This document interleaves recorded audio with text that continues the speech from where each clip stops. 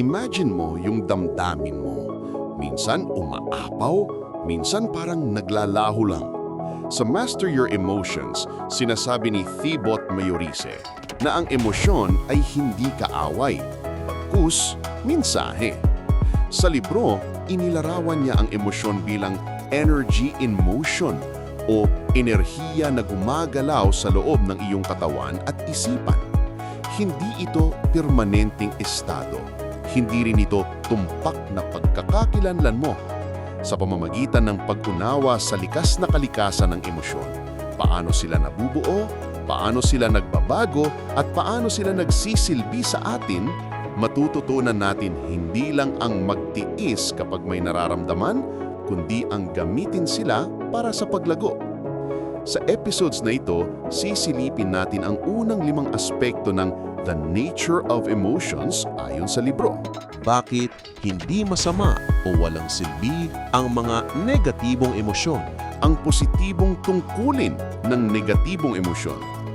Ang panandaliang katangian ng emosyon. Ang liksi o pagiging tuso ng emosyon at ang masamang kapangyarihan nila kung hindi mo alam kontrolin. Samahan mo ako, tuklasin natin kung paano tayo magiging mas malaya, hindi alipin ng ating nararamdaman. Part 1. Your negative emotions are not bad or useless. Marami sa atin kapag nakararamdam ng galit, takot, lungkot, agad nating sinasabing, ay, masama to. Dapat mabilis itong mawala. Pero sa libro, binibigyan diin ni Mayorice na negative emotions are not inherently bad. Bakit niyo sinasabing ganun? Dahil ang negatibong emosyon ay may pinagmulang lohika. Sila'y sumasalamin sa isang interpretasyon mo sa sitwasyon, isang kwento na nilikha ng isip mo. Ibig sabihin, hindi ang emosyon mismo ang masama, kundi kung paano mo ito tinatrato.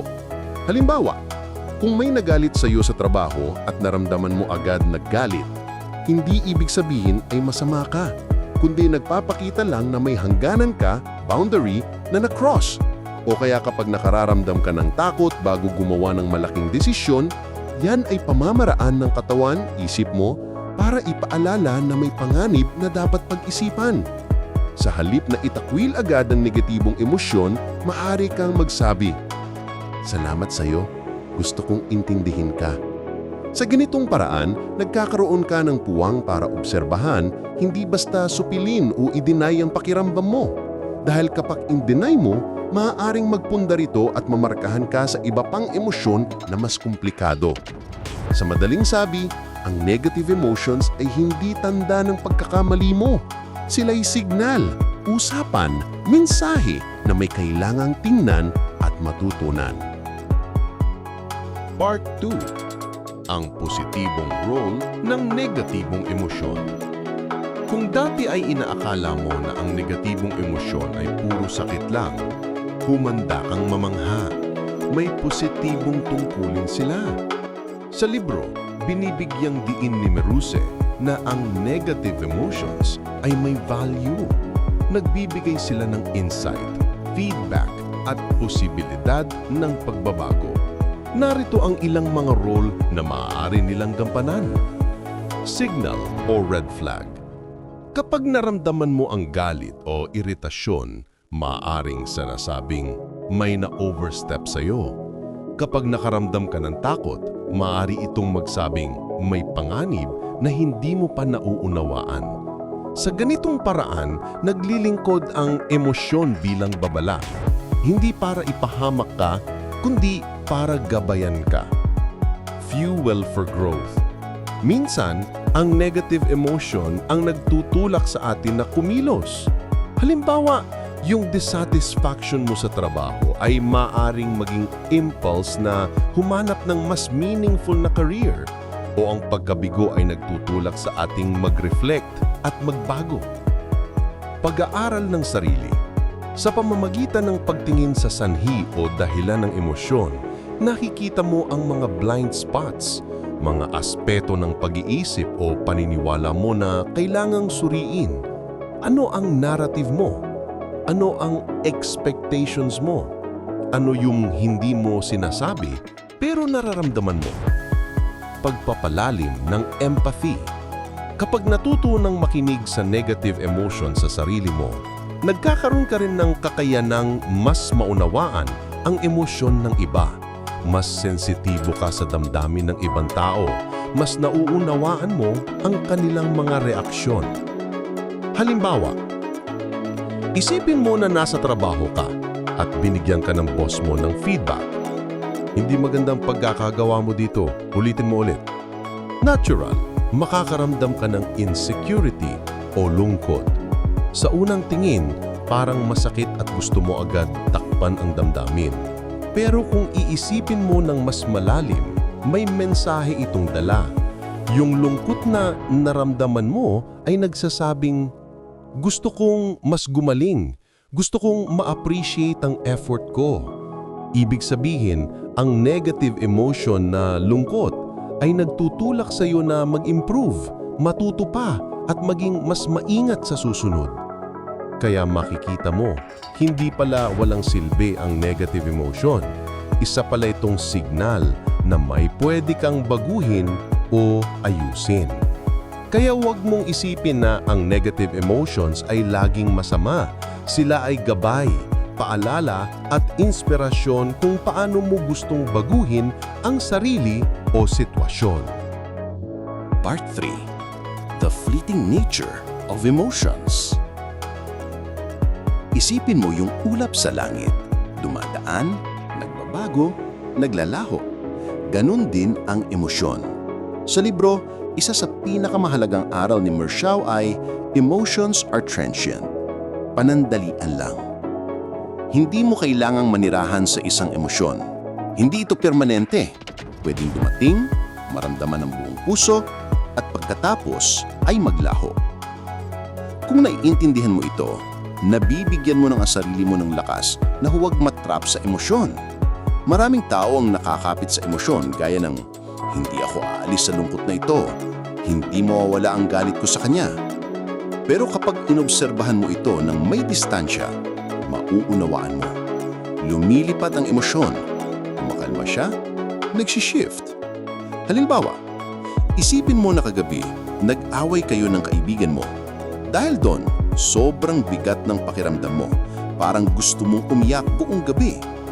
Pero pagdating ng umaga, kahit andun pa rin yung lungkot, mapapansin mong hindi na kasing bigat tulad kagabi. Baka ngayon mas ramdam mo na lang ang pagod o panghihinayang pero hindi na ganoon kalakas ang emosyon. Ipinapakita lang nito na ang emosyon dumadaan at nagbabago. Parang alon sa dagat, minsan malakas, minsan mahina, pero laging gumagalaw. Kapag alam mo ito, hindi ka basta matatangay ng emosyon, hindi ka trapped, mas nagiging observer ka. Hinahayaan mong dumating, damhin sandali, at pagkatapos, hayaan itong lumipas. Part 4. The trickiness of emotions.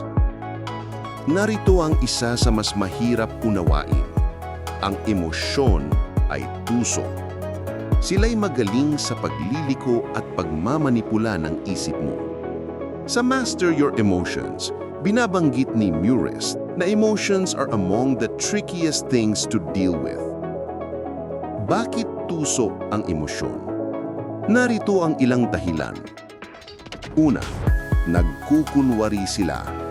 Minsan ang akala mo ay galit ang nararamdaman mo, pero ang totoo pala ay takot o lungkot. Halimbawa, may tumanggi sa hiling mo, nagalit ka agad. Pero kung titignan mong mabuti, baka ang totoong dahilan ay natatakot ka na hindi ka sapat o baka ang palagay mo ay wala kang halaga sa paningin ng iba. Pangalawa, nakasakay sila sa iniisip mo. Ang emosyon ay kadalasang bunga ng kung paano mo ini-interpret ang isang sitwasyon. Magkaiba ang magiging reaksyon ng bawat tao kahit pareho lang ang karanasan. Halimbawa, kung may late ang kaibigan mo sa napag-uusapan yung oras, pwede mong isipin na hindi niya ako pinapahalagahan, kaya magagalit ka. Pero pwede ring isipin na siguro may emergency siya, kaya hindi masyadong naaapektuhan ang emosyon mo. Pangatlo, paulit-ulit sila at lumalala. Kapag hindi mo pinansin o inunawa ang emosyon, bumabalik ito ng mas malakas.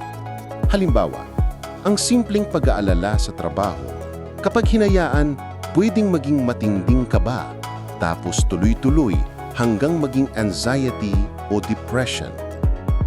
Pang-apat, inaagaw nila ang desisyon mo. Kapag sobra ang emosyon tulad ng galit o takot, minsan hindi ka na nakakapag-isip ng malinaw. Gumagawa ka ng desisyon na base lang sa nararamdaman mo at hindi sa totoong sitwasyon. Halimbawa, dahil sa sobrang galit, minsan nasasabi mo ang mga bagay na pagsisisihan mo kinabukasan. Paano haharapin? Dahil sa pagiging tuso ng emosyon, kailangan mong maging observer ng sarili mong damdamin. Huwag agad takpan. Huwag agad supilin. Obserbahan, kilalanin, at intindihin. Tandaan, hindi mo kailangang pilit kontrolin ang emosyon. Ang kailangan ay pakinggan sila at unawain ang mensahe nila. Kapag ginawa mo ito, hindi ka basta-basta maililigaw o madodomina ng sariling damdamin. Part 5. The Evil Power of Emotions. Ngayon, pag-uusapan natin yung bahagi na kadalasang kinatatakutan mo. Ang evil power ng emosyon. Pero hindi dahil sila talaga ay demons, kundi dahil kapag hindi natin sila alam, sila ang magkokontrol sa atin. Sa libro, sinasabi ni Miyorice na kapag ang emosyon ay pinabayaan, hindi sinuri at hindi kinilala, maaari itong maging powerful trap. Narito ang ilan sa mga panganib. Emotional hijacking. Parang may force field. Bigla kang masabugan ng emosyon, galit, takot, selos, at hindi mo alam paano bumalik sa sarili mo. Nagiging automatic reaction. Ito ang tinatawag ni Daniel Goleman na amygdala hijack. Kapag nangyari ito, madali kang magsabi o gumawa ng bagay na pagsisisihan mo. Accumulation, suppression, explosion. Kapag paulit-ulit mong pinipigilan ng emosyon, nag-iipon sila sa loob. Sila'y nagiging latent volcano. May mga pagputok, biglang galit, biglang luha, at hindi sa tamang oras o lugar. Distorted perception or narrative. Kapag sobra ang emosyon, nakakabaluktot ito ng pananaw mo sa sitwasyon. Halimbawa, sa galit, nakikita mo lahat ng mali sa ibang tao. Tingin mo sa kanila ay masama. Sa takot, maaring i-overestimate mo ang panganib. Mag-assume ka ng worst-case scenario. Blocking growth and clarity. Kapag laging dominante ang negatibong emosyon, nahihirapan kang makita ng solusyon, ang mensahe ng likod o ang posibilidad ng pag-move on.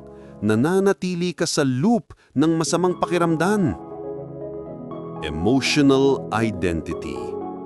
Ito ang sobrang delikado kapag inakala mong, ako to, ako'y galit, ako'y depressed, at hinayaan mong ang emosyon ang maging tatag mo. Kung ikaw ay emosyon mo, hindi ka na makakalaya. Pero sa libro, paulit-ulit sinasabi ni Miyorice, you are not your emotions. Sinasabi ni Eckhart Tolle sa kanyang libro na The Power of Now. An emotion usually represents an amplified, energized thought pattern. And because of its often overpowering energetic charges, it is not easy initially to stay present enough to be able to watch it. It wants to take you over, and it usually succeeds, unless there is enough presence in you. Ibig sabihin, ang emosyon ay malakas na anyo ng isang isipan. Dahil sobrang lakas ng energy nito, madalas nadadala ka at siya ang kumukontrol sa'yo. Pero kung may sapat kang awareness o presence, kaya mong obserbahan ang emosyon at hindi ka basta-bastang malulunod dito. At dyan nagtatapos ang unang part sa Nature of Emotions. Sa susunod na episodes, tatalakayin pa din natin ang iba pa at kung paano mo marerespondehan ng negatibong emosyon. Paano mo sila pwedeng i-leverage at paano mo mapapalaya ang sarili mo mula sa kanilang kapangyarihan. Habang hinihintay mo yan, subukan mo ring mag-reflect. Saang bahagi ng buhay mo madalas kang masakop ng emosyon? Kapag nangyari yon, ano ang maganda mong gawin ngayon? Kung nagustuhan mo ang content na ito, i-like mo, i-share mo sa kaibigan na nangangailangan at huwag kalimutang mag-subscribe para hindi mo ma-miss ang susunod na episode.